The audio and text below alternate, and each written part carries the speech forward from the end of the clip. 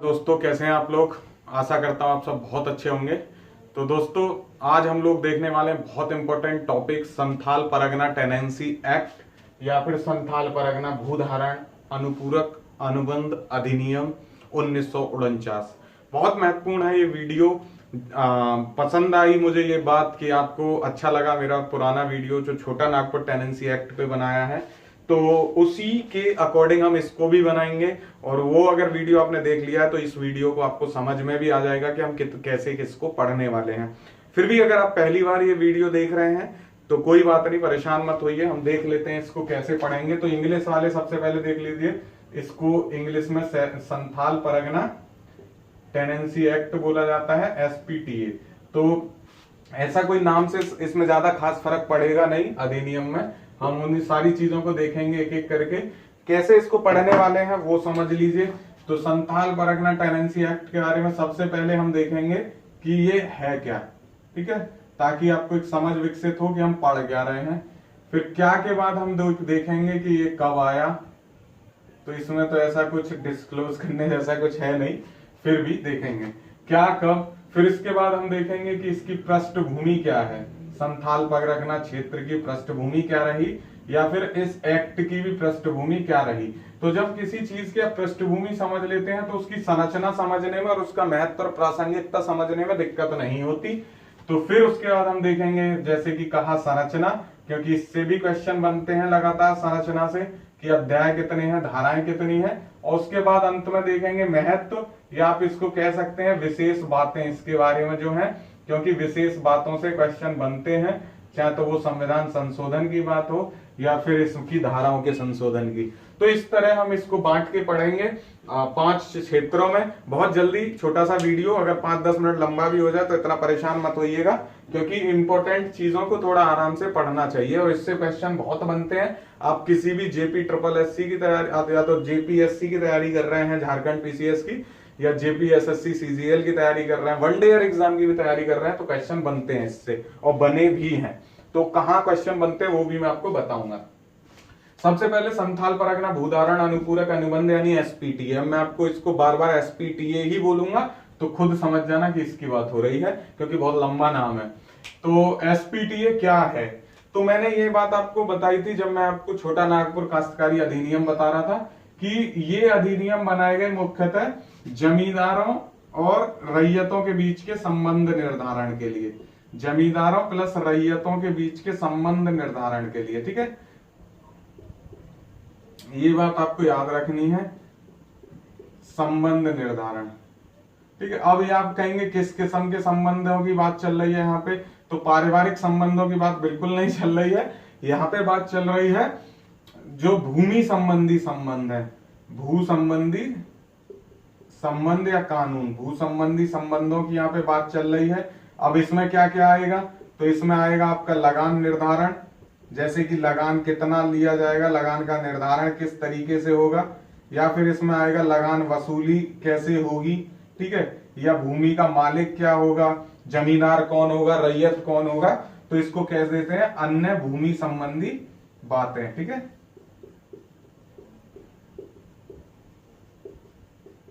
इस तरह आप इसको समझ पाएंगे। तो ये है, इसमें क्या है मैं हमने अब समझा, जमींदार और रैयत के संबंध में इसमें बातें कही गई हैं, उसमें संबंध निर्धारण किया गया जमींदार और रैयतों के बीच में। रैयत कौन है, तो आप जानते हैं किसान होते हैं, किसानों को रैयत कहा जाता है। और जमींदार कौन है, तो जो पहले आपने देखा होगा बड़ी बड़ी भूमियों के मालिक होते थे और वो अपने यहाँ पे जमीनें, बड़ी जमीन के मालिक होने के बाद रैयतों से, किसानों से काम करवाते थे। तो उन जमींदारों की बात हो रही है। आपने पुरानी मूवियां देखी हो जिसमें मूवियों में अमरीश पुरी हुआ करते थे, अमरीश पुरी साहब सब में जमींदार बनते थे। तो करण अर्जुन मूवी में जो जमींदार है उस जमींदार की बात हो रही है। तो जमींदार और रैयतों के बीच संबंध निर्धारण की बात है, भूमि संबंधी संबंधों की बात है। लेकिन यहाँ पे एक बात आपके दिमाग में आनी चाहिए कि यहाँ जमींदार और रैयत के बीच के संबंध निर्धारण की बात हो रही है, लेकिन वर्तमान समय में तो जमींदार है नहीं। क्यों नहीं है, क्योंकि जो फर्स्ट कॉन्स्टिट्यूशन अमेंडमेंट था या प्रथम संविधान संशोधन था, इसको इस कॉन्स्टिट्यूशन अमेंडमेंट लिख देता हूं, संविधान संशोधन हिंदी वाले समझ जाओ। तो ये कब हुआ, 1951 में, और इसको प्रथम संवैधानिक संशोधन बोला जाता है। इसके द्वारा क्या हुआ, जमींदारी उन्मूलन कर दिया गया था। क्या हुआ था, जमींदारी उन्मूलन कर दिया गया। तो जमींदारी उन्मूलन के बाद जब जमींदार ही नहीं बचे तो ये संबंधों का निर्धारण कैसे हो रहा है इसके माध्यम से, तो यहाँ जमींदारों की जो स्थिति थी उसकी वो स्थिति पलट के सरकार की स्थिति हो गई। यानी जमींदार की जो पोजीशन थी, जमींदारों की स्थिति के संबंध में सरकार अब आ गई संबंधों में, और ये संबंध सरकार और रैयत यानी किसानों के बीच के संबंध बन के रह गए। अब जो भी स्थितियां बदलती हैं वो सरकार के माध्यम से बदलती हैं और सरकार के साथ ही संबंधों का निर्धारण होता है। इसीलिए जो भी संशोधन होते हैं वो सरकार करती है, उसमें जो भी समस्याएं आती हैं रैयत अपनी बातें उठाते हैं। इस तरह इनमें संशोधन होते रहते हैं और वाद विवाद का मुद्दा बना रहता है, और इसी वजह से हम इसको पढ़ रहे हैं क्योंकि बहुत महत्वपूर्ण हो जाता है। अब यहाँ पे रैयत कौन है ये भी देख लीजिए। तो आपको ज्यादातर जब हम संथाल परगना की पृष्ठभूमि पढ़ेंगे तो आपको पता चलेगा जनजाति क्षेत्र यहाँ पे मुख्यतः भूमिका में है। ठीक है, जनजातियां हैं यहाँ मुख्य तौर पे, और उन जनजातियों के साथ ही संबंधों के निर्धारण की बात हो रही है। हालांकि उसमें अब तो पिछड़े वर्ग और जो शेड्यूल कास्ट है यानी अनुसूचित जातियों की बात भी होती है, लेकिन मुख्यतः जनजाति की बात होती है। तो ये आपको पता होना चाहिए। यही सेम सिचुएशन जो आपका छोटा नागपुर टेनेंसी एक्ट था उसमें भी थी। ठीक है, अब हम यहाँ पे एक चीज देख लेते हैं कब आया। तो इसमें बहुत ज्यादा कोई इतना परेशान होने की चीज है नहीं। आपको एक डेट याद रखनी है बस, 1949 में ये आया, ये आपको याद रखना है। इसका स्क्रीनशॉट लेने के लिए मैं आपको समय दूंगा, तो परेशान मत होइएगा, मैं अलग हट जाऊंगा, आप ले लेना स्क्रीनशॉट। ठीक है, तो ये जमींदारी उन्मूलन हो गया, कब आया ये हो गया, क्या पढ़ लिया, कब पढ़ लिया। पृष्ठभूमि में आ जाते हैं जल्दी से, और पृष्ठभूमि देख लेते हैं कि इसकी पृष्ठभूमि क्या है संथाल परगना की, ताकि हम समझ पाए कि इस कानून को कैसे कैसे लाया गया। तो संथाल परगना जो क्षेत्र है ये पहले जिले के तौर पे नहीं था, इसको बनाया गया, इसको जिले का निर्माण किया गया 1856 में। संथाल परगना जो जिला है इसका निर्माण हुआ है 1856 में।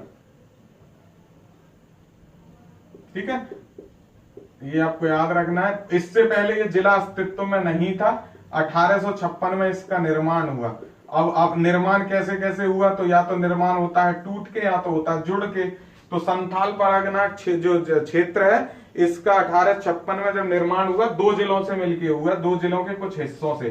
तो पहला तो हिस्सा जो क्षेत्र है आपका वो है भागलपुर। कौन सा है, भागलपुर है।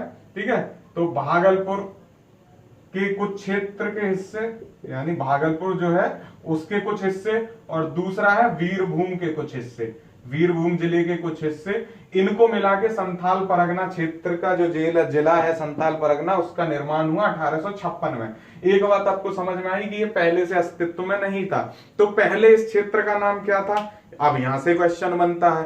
तो जंगल तरी ट्रैक के नाम से जाना जाता था इसको। पहले किसके नाम से जाना जाता था, जंगल तरी ट्रैक। ये याद रखिएगा, क्वेश्चन यहां से बन भी जाता है, नहीं भी बनता तो इंटरव्यू वगैरह में या कहीं भी आपसे पूछा जा सकता है, तो आपको पता होना चाहिए। इस क्षेत्र का नाम पहले जंगल तरी ट्रैक भी था।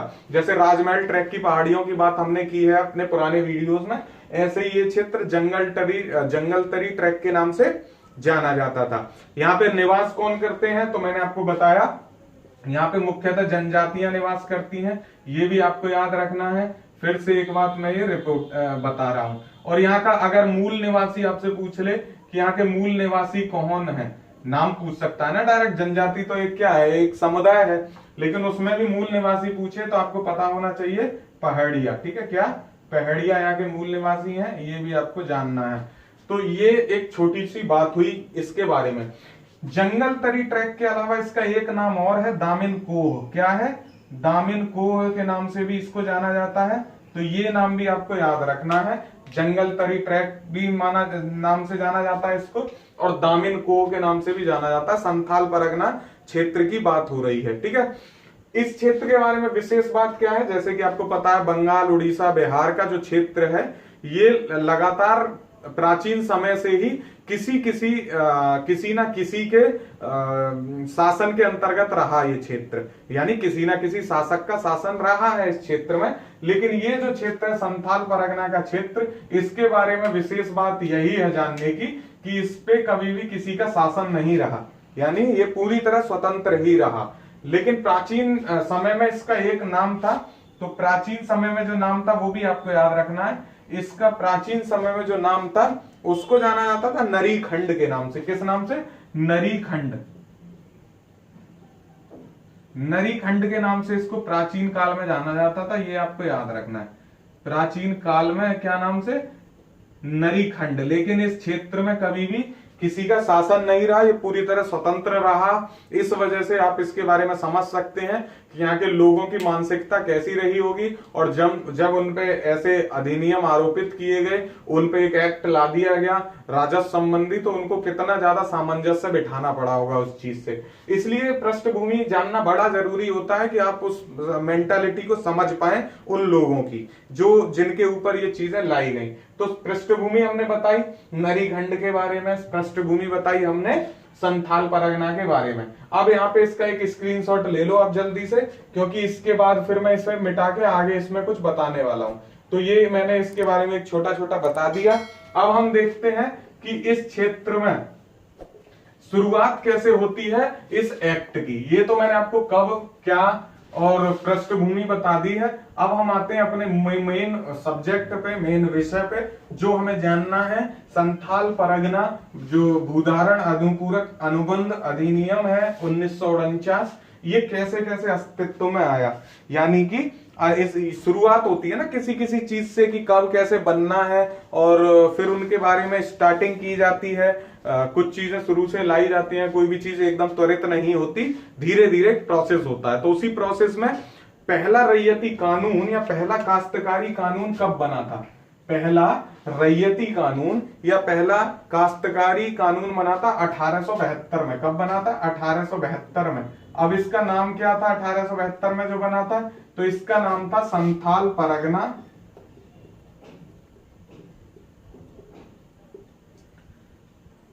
संथाल परगना सेटलमेंट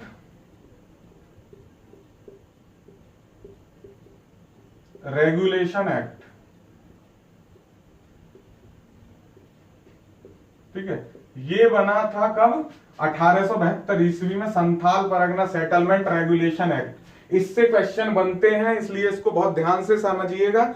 ये पहला रैयती कानून है, यही पहला काश्तकारी कानून है जो इस क्षेत्र में लागू हुआ। 1856 में मैंने बताया कि इस क्षेत्र का निर्माण हुआ है। कब? 1856 में। और फिर इसमें 1872 ईस्वी में ये पहला इसमें रैयती कानून आया है 1872 ईस्वी में, जिसका नाम है Santhal Pargana settlement regulation act. इसी के बाद फिर यहाँ पे काश्तकारी की जो अवधारणा थी उसका विकास होता है।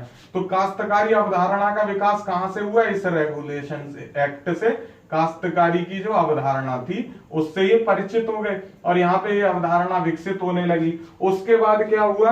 धीरे धीरे धीरे धीरे जब ये अवधारणा बनी तो एक मिस्टर गेंजर थे। क्या नाम था? मिस्टर गेंजर। ये नाम याद रखना महत्वपूर्ण है, मिस्टर गेंजर का नाम, मिस्टर गेंजर, ये आपको याद रखना है नाम। मिस्टर गेंजर ने एक रिपोर्ट प्रस्तुत की जो बंदोबस्त पे थी। बंदोबस्ती रिपोर्ट बोला जाता है या बंदोबस्त रिपोर्ट बोला जाता है, ये याद रखना है। बंदोबस्त क्या है? जैसे स्थायी बंदोबस्त, महालवाड़ी बंदोबस्त या रैयतवाड़ी जो बंदोबस्त होते थे, तो ऐसे ही इन्होंने एक बंदोबस्त रिपोर्ट प्रस्तुत की थी। और उस रिपोर्ट को देखने के बाद मिस्टर गेंजर की जो बिहार में तत्कालीन सरकार थी उसने एक आयोग का या एक कमेटी का गठन किया और उसका नाम रखा गया संथाल परगना इंक्वायरी कमेटी। क्या नाम रखा गया? Santhal Pargana inquiry committee. ये भी याद रखना है आपको, ये चीजें इसके विकास के क्रम में बड़ी महत्वपूर्ण है। संथाल परगना इंक्वायरी, ठीक है, कमेटी। इंग्लिश में भी आप इसको इंक्वायरी कमेटी लिखेंगे, नाम तो लगभग सेम ही रहता है। तो संथाल परगना इंक्वायरी कमेटी, ये आपको याद रखना है। 1937 में इसका गठन हुआ संथाल परगना इंक्वायरी कमेटी का, और फिर इसकी सिफारिशें आई।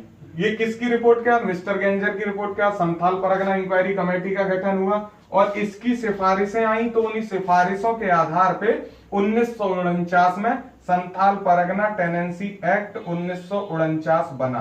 क्या बना? संथाल परगना टेनेंसी एक्ट या संथाल परगना भूधारण अधिनियम 1949 का विकास हुआ।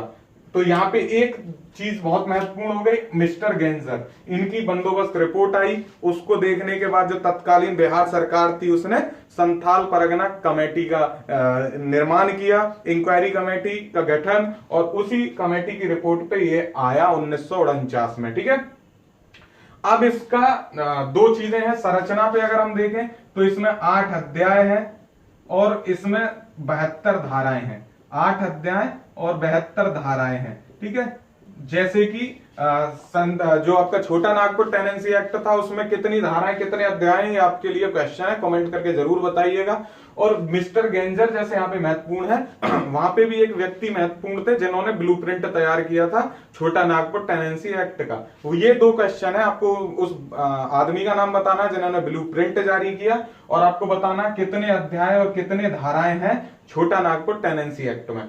तो अब हमारी 3 चीजें कंप्लीट हो गई, कब, क्या और पृष्ठभूमि। अब हम देखते हैं कि इसमें जो तीसरी महत्वपूर्ण चीज है, चौथी, कि इसकी संरचना क्या है, यानी 8 अध्याय और 72 धाराएं। तो ये अब हम देखते हैं, और इसके लिए मैं इसको एक बार नोट कर लेता हूं बोर्ड पे, धाराएं और अध्यायों को, ताकि आपको समझाने में आसानी हो। ठीक है, चलिए देखते हैं। ये है हमारी धाराएं और अध्याय। तो 8 अध्याय मैंने आपको बताया, तो ये देखेंगे अध्याय 8 हैं, और इसकी धाराएं कौन कौन सी हैं इसको हम अभी देखेंगे धीरे धीरे पढ़ते हुए। तो सबसे पहले हम देखते हैं कि अध्याय 1 इसमें क्या क्या दिया हुआ है। तो संक्षिप्त नाम है इसमें अध्याय 1 में, हम क्या देख रहे हैं, तो हम देख रहे हैं संरचना। क्या देख रहे हैं आप, ये संरचना है, और संरचना में मैंने आपको बताया है कि इसमें 8 अध्याय और 72 धाराएं हैं। तो 8 अध्याय और इन पूरी 72 धाराओं को हम देखेंगे क्या क्या है। धाराओं में हम ये देख लेंगे कौन सी किस्में हैं, और जो महत्वपूर्ण है उसका अध्ययन करेंगे, बाकी अध्यायों को एक एक करके समझ लेते हैं। तो पहले अध्याय में क्या है, संक्षिप्त नाम है। अब इसमें संक्षिप्त नाम में क्या दिया गया है, तो इसमें दिया गया यह संथाल परगना भूधारण अनुपूरक अधिनियम 1949 कहलाएगा। ये भाषा है इसके संक्षिप्त नाम की। और ठीक है, फिर है प्रारंभ, तो यह उस तारीख को लागू होगा जो राज्य सरकार अधिसूचना द्वारा नियत करे, ऐसा लिखा गया है। फिर यह समस्त संथाल परगना में लागू होगा, जिनमें दुमका, साहेबगंज, गोड्डा, देवघर, पाकुड़ और जामताड़ा जिला आता है। ये बात कही गई है, और ये है धारा 1। इतने में कौन सी आ गई, धारा 1 आ गई। तो धारा 1 में क्या क्या है, संक्षिप्त नाम, प्रारंभ और विस्तार इसका है। तो ये 3 चीजें मैंने आपको बताई कि इसका नाम क्या होगा, प्रारंभ इसका कब है, जब सरकार अधिसूचित करे, और विस्तार कहां तक है, तो दुमका, पाकुड़ वाले क्षेत्र में, संथाल परगना के क्षेत्र में ये सारे आते हैं, जामताड़ा आदि। ये धारा 1 है। फिर उसके बाद आता है परिभाषाएं।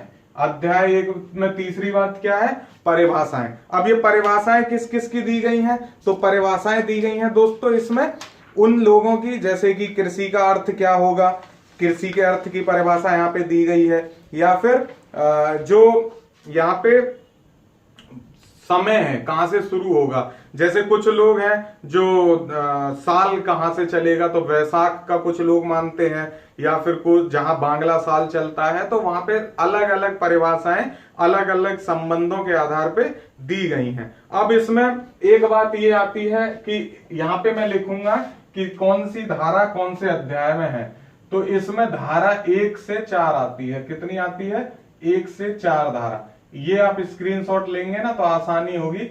धारा 1 से 4 आती है अध्याय 1 में। इसमें संक्षिप्त नाम, प्रारंभ और विस्तार और परिभाषाएं दी गई हैं। इससे जो क्वेश्चन बनते हैं वो यही बनते हैं कि कौन सा क्या है, और कुछ महत्वपूर्ण धाराओं से क्वेश्चन बनते हैं। बाकी क्वेश्चन पृष्ठभूमि वगैरह से बनते हैं, हमने धीरे धीरे आपको बता रहे हैं। जहां से और इंपॉर्टेंट चीजें उनको हम डिस्कस करेंगे विशेष बातों में या महत्व में। फिर दूसरा आता है अध्याय 2, जिसमें ग्राम प्रधान और मूल रैयत की बात की गई है। किसकी बात की गई है, ग्राम प्रधान और मूल रैयत की। तो 1 से 4 धारा तो यहाँ आ चुकी थी। यहाँ आएगी धारा कितने से, तो यहाँ धारा आएगी 5 से। अब 5 से 11 तक की जो धारा है वो आती है अध्याय 2 में। कितनी, 5 से 11 धाराएं।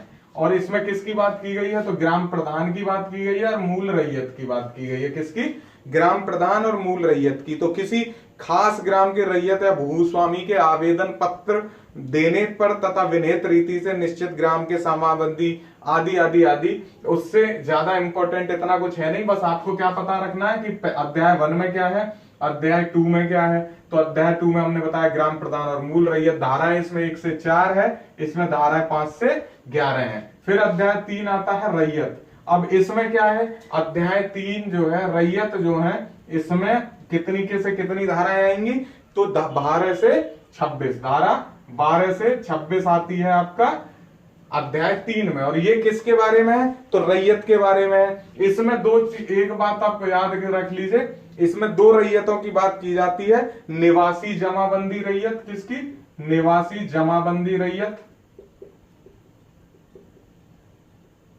ठीक है, निवासी जमाबंदी रैयत। और दूसरी इसमें जो बात की जाती है गैर निवासी जमाबंदी रैयत, कौन सी, तो गैर निवासी जमाबंदी रैयत।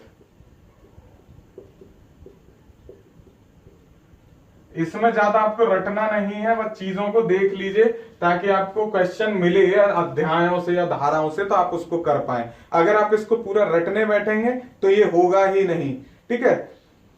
अब इसमें निवासी जमाबंदी रैयत कौन से हैं, वैसे रैयत जो गांव में निवास करते हैं और जिनका संबंध गांव से है और उनका पारिवारिक आवास गांव में है, वो होते हैं निवासी जमाबंदी रैयत। और गैर निवासी जमाबंदी रैयत कौन से होते हैं, जिनका संबंध गांव से नहीं है, उस गांव से नहीं है और वो उस गांव में निवास नहीं करते। यानी जो रैयत गांव में रहते हैं वो कहलाते हैं निवासी जमाबंदी रैयत, और जो निवासी गांव में नहीं रहते या उस गांव से संबंध नहीं रखते वो कहलाते हैं गैर निवासी जमाबंदी रैयत। अब इससे अलग एक तीसरे भी होते हैं जो कहलाते हैं नए निवासी। कौन से कहलाते हैं, नए निवासी रैयत।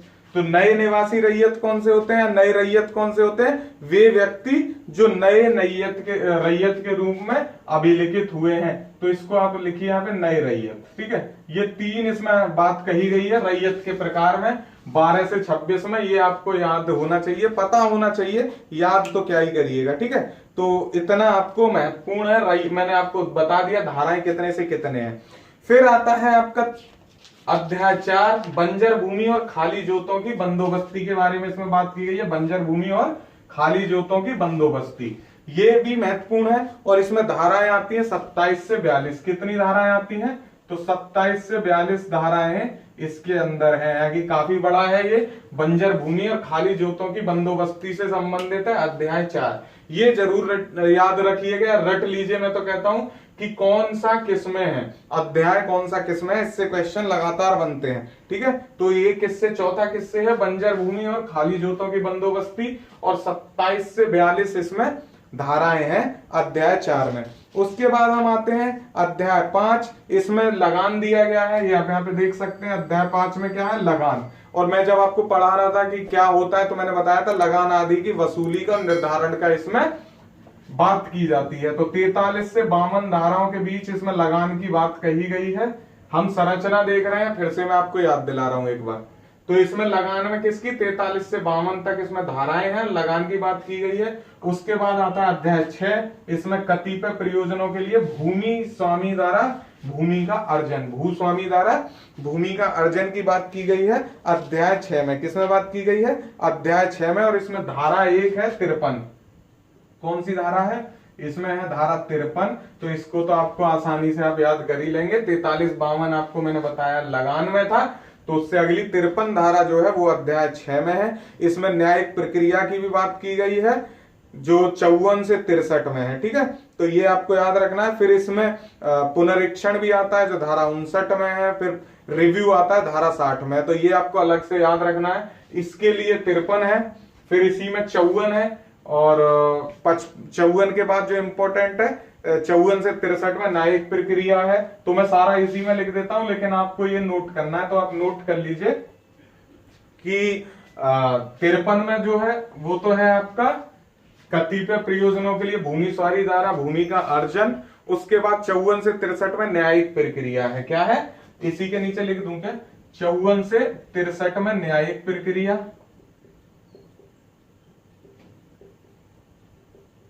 ठीक है। इसको मैं पूरा आगे करूंगा। 54 से 63 में न्यायिक प्रक्रिया है। उसके बाद फिर है धारा 59 में पुनरीक्षण। क्या है?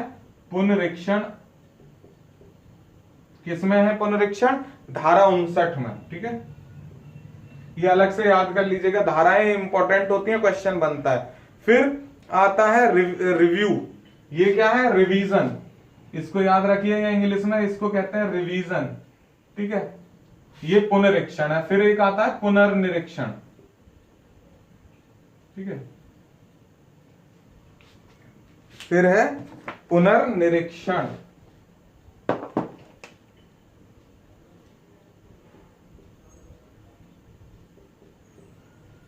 और पुनर्निरीक्षण को कहते हैं रिव्यू।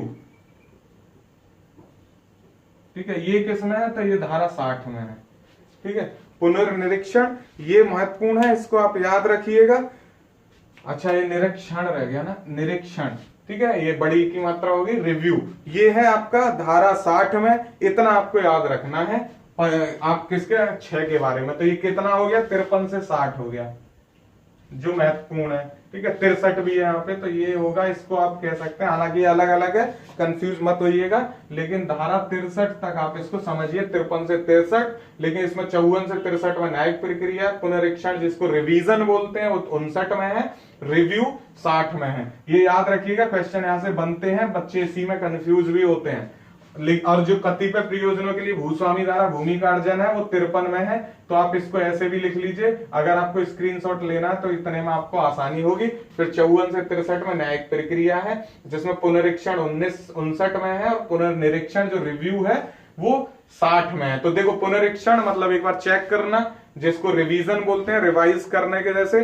फिर उसको रिव्यू किया जाता है, कहीं गलती तो नहीं है, तो वो 60 में है। ऐसे करके इसको याद रखिए। उसके बाद है फिर परिसीमा। ठीक है, परिसीमा कितने पे होगी? तो यहाँ 60 63 तक हम देख चुके, तो 64 से 66 तक जो है वो परिसीमा है। 64 से 66 तक परिसीमा है, ये आपको याद रखना है। फिर उसके बाद बचा विविध प्रावधान। तो आपको पता है हमें 72 तक पहुंचना है।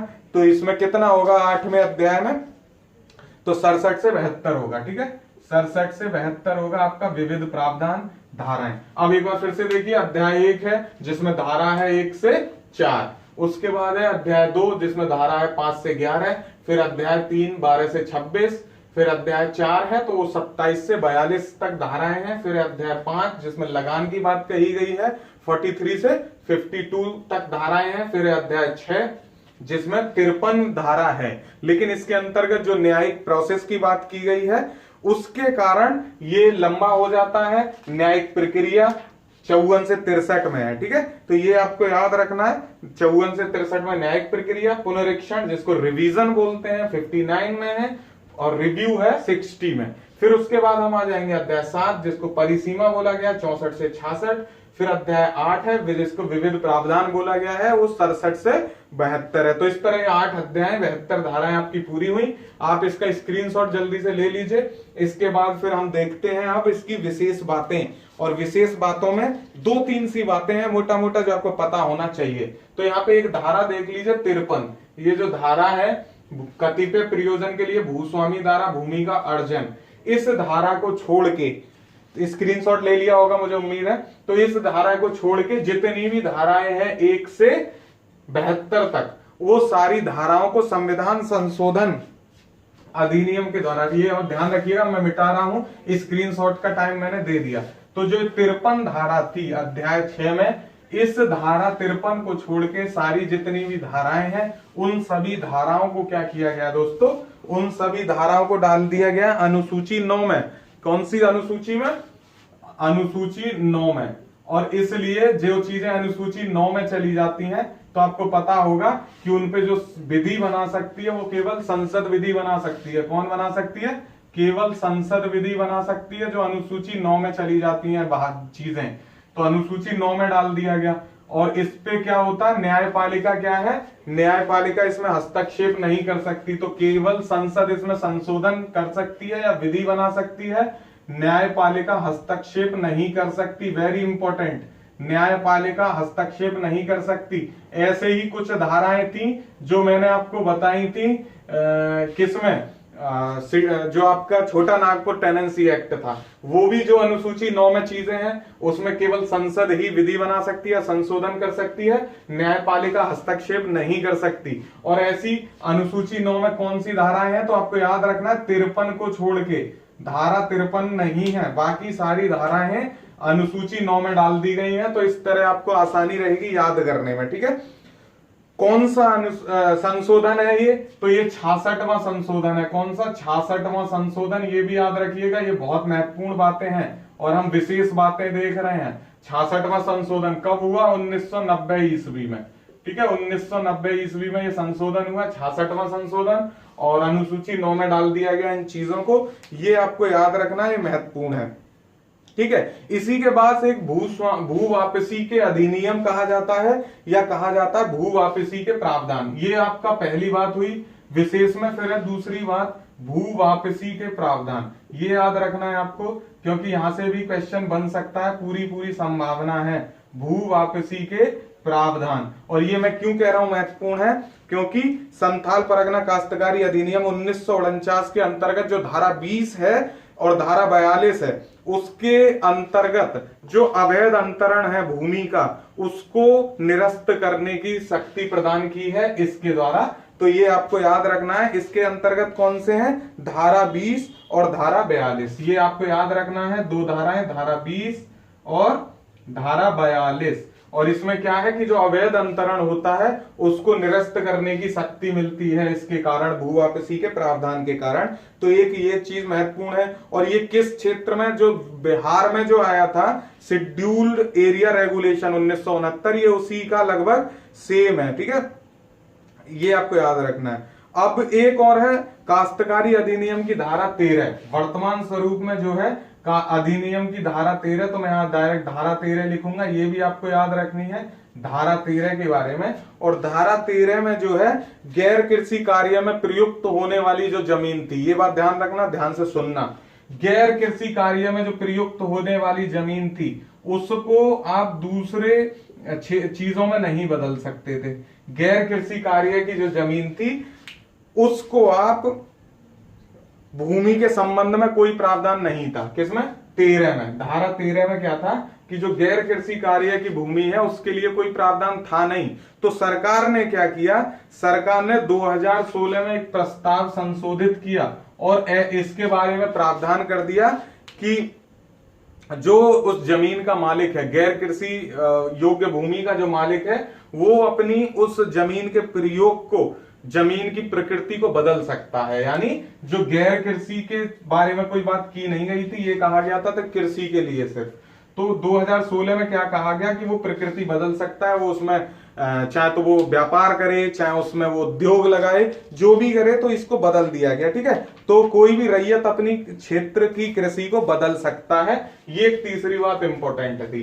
तो ये 3 बातें विशेष थी। इसके बाद एक जल्दी से एक रिव्यू देख लेते हैं। CNT और एस, जो आपका यानी कि छोटा नागपुर टेनेंसी एक्ट है, ठीक है, CTA और SPTA, इस संथाल परगना टेनेंसी एक्ट, इसमें कुछ संशोधन किए गए हैं। संशोधनों के बारे में देख लीजिए। जो प्रस्तावित संशोधन है, ठीक है, संशोधन है जो प्रस्तावित है, इसके बारे में एक छोटी सी नजर देख लीजिए। तो CNT की धारा 49, ठीक है, CNT की धारा 49, इसके बारे में आप समझ लीजिए। 1908 में इस धारा में बोला गया था कि सिर्फ उद्योग, ये बात ध्यान रखनी है, महत्वपूर्ण है, कि सिर्फ उद्योग और खनन के लिए, सिर्फ उद्योग और खनन के लिए ही कृषि का प्रयोग किया जा सकता है। मालिक द्वारा सिर्फ उद्योग और खनन कार्यों के लिए ही जमीन ली जा सकती थी सरकार द्वारा। किसके द्वारा? सरकार के द्वारा, धारा 49 के अंतर्गत। लेकिन सरकार ने क्या किया? 2016 में इसको संशोधित कर दिया। ये 1908 में ये है, 1908 की धारा है, लेकिन 2016 में इसमें संशोधन किया और इसमें बहुत सारी चीजों को और भी जोड़ दिया गया कि सरकार अब उद्योग लगाने के लिए, खनन के लिए, या फिर आधारभूत संरचना जैसे रेल, परिवहन आदि के लिए भी अब जमीन ले सकती है। तो धारा 49 बहुत महत्वपूर्ण है, ये आपको याद रखना है, इससे क्वेश्चन बनते हैं। फिर है CNT एक्ट की धारा 71। क्या है? CNT एक्ट की धारा 71 के, इसको भी आपको याद रखना है। अभी हम CNT देख रहे हैं, छोटा नागपुर टेनेंसी एक्ट देख रहे हैं, CNT छोटा नागपुर टेनेंसी एक्ट, तो मैंने आपको CTA लिख दिया, छोटा नागपुर टेनेंसी एक्ट, ठीक है। तो CNT या CTA। इसमें एक बात और महत्वपूर्ण है कि जो SRA कोर्ट होते हैं, एक शेड्यूल्ड एरिया कोर्ट, ठीक है, SRA कोर्ट, ये याद रखना, शेड्यूल्ड SAR शेड्यूल्ड एरिया के कोर्ट कुछ होते हैं, वो आपको याद रखना है। SAR कोर्ट आप याद रख लीजिए, SAR कोर्ट, ठीक है। तो इन SAR कोर्ट के माध्यम से क्या होता था, जमीन संबंधी कुछ चीजों में कंपनसेशन के सहारे आदिवासियों की जो जमीन है वो ले ली जाती थी, गैर आदिवासियों को ट्रांसफर कर दी जाती थी SAR कोर्ट के द्वारा, ठीक है। शेड्यूल्ड एरिया के ये कोर्ट होते थे, इनके द्वारा क्या होता था कि गैर आदिवासियों को जमीन दे दी जाती थी। लेकिन 2016 में भी इसमें भी परिवर्तन कर दिया गया है और अब कंपनसेशन के सहारे, इसमें भी कब हुआ है, 2016 में संशोधन हुआ है, और कंपनसेशन के सहारे अब जो है SAR के थ्रू अब जमीन नहीं दी जा सकती गैर आदिवासियों को, और जो चली भी गई हैं उन पे अब केस चलेंगे, ट्रायल चलेंगे, कोर्ट ट्रायल चलेगा, ऐसा भी किया गया इसमें 2016 में। अब एक चीज और है लास्ट, CNT की एक्ट की धारा 21 और SPT एक्ट की धारा 13। CNT की धारा 21 और SPTA की धारा 13, ठीक है। ये दोनों धाराएं एक बार याद रख लीजिए, इनसे भी क्वेश्चन बनता है, क्योंकि इसमें क्या है कि ये कब की है, 1949 की, और SPT जो है तो 1949 है, तो ये आपको पता ही है। ये एक्ट हम 1949 में आया है, और जो CNT है ये 1908 में आया है, फिर से एक बार देख लीजिए। तो इनकी जो धारा इसकी 21 और इसकी 13, इसके अनुसार है कि मालिक को जमीन की प्रकृति बदलने का अधिकार नहीं था। मैंने अभी बताया कि गैर कृषि युक्त जो जमीन थी वो नहीं बदल सकती, अगर किसी पे कृषि होती है तो उसको उद्योग नहीं लगाया जा सकता था 1908 और 1949 के दौरान। लेकिन 2016 में इसको भी परिवर्तित किया गया और ऐसी जो वो थी बाध्यता उसको खत्म कर दिया गया। लेकिन फिर 2017 में क्या हुआ, इसको वापस ले लिया गया है, और अब इस पे सिर्फ कृषि की जा सकती है। नहीं, अब इस पे ये 2016 में ये इस बाध्यता को समाप्त कर दिया गया, ये आपको याद रखना है। फिर उसके बाद 2016 ने कैबिनेट में इसमें कुछ प्रकृति में परिवर्तन किया और व्यावसायिक उपयोग के लिए इसको ला दिया गया। मकान, दुकान आदि का निर्माण भी इसमें किया जा सकता था, लेकिन उस बात को 2017 में हटा दिया गया, मकान, दुकान आदि वाली बात को, और ये अब वर्तमान में इस संशोधन को वापस ले लिया गया। तो ये आपको याद रखना है। ये चीजें थी जो थोड़ा थोड़ा आपको याद रखनी थी CTA और SPTA के बारे में, और जो महत्वपूर्ण चीजें थी उनसे मैंने आपको बता दिया है मोटा मोटा। इनसे बहुत ज्यादा क्वेश्चन बनते हैं, तो ये बात आपको याद रखनी है थोड़ी सी। हालांकि ये मैंने आपको पहले बता दी थी जब अध्याय बता रहा था, फिर से एक बार रिवाइज कराया इस वीडियो में, ठीक है। कैसा लगा वीडियो जरूर बताइएगा कमेंट करके। अगर कुछ कंफ्यूजन है तो वो भी मुझे बताइएगा कि क्या कंफ्यूजन रह गया है, मैं वो क्लियर करूंगा कमेंट में, या जैसे भी संभव होगा वैसे।